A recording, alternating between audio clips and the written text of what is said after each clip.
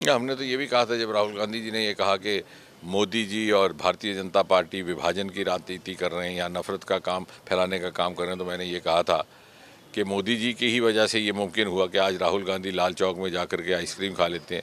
ये शाम के वक्त मूड किया तो उठ करके वो रेजेंसी रोड के रेस्टोरेंट में चले जाते हैं। जब उनकी सरकार थी केंद्र में, जब उनकी सरकार थी प्रदेश में, तो वो साहस नहीं करते थे बंद कमरे से सुरक्षा कवच से बाहर निकलने का। आज वो इस कदर आज़ाद हैं। उनकी आज़ादी और उनकी इस प्रकार की सुरक्षा बहाल करने का काम भी मोदी जी ने ही किया।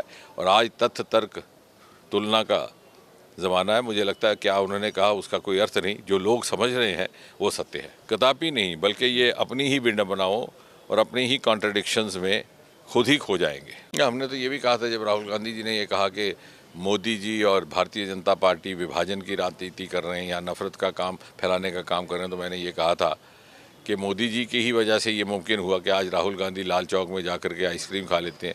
ये शाम के वक्त मूड किया तो उठ करके वो रेजेंसी रोड के रेस्टोरेंट में चले जाते हैं। जब उनकी सरकार थी केंद्र में, जब उनकी सरकार थी प्रदेश में, तो वो साहस नहीं करते थे बंद कमरे से सुरक्षा कवच से बाहर निकलने का।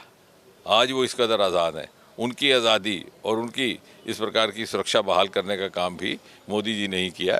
और आज तथ्य तर्क तुलना का ज़माना है। मुझे लगता है क्या उन्होंने कहा उसका कोई अर्थ नहीं, जो लोग समझ रहे हैं वो सत्य है। कदापि नहीं, बल्कि ये अपनी ही भिन्न बनाओ और अपनी ही कॉन्ट्रडिक्शंस में खुद ही खो जाएंगे।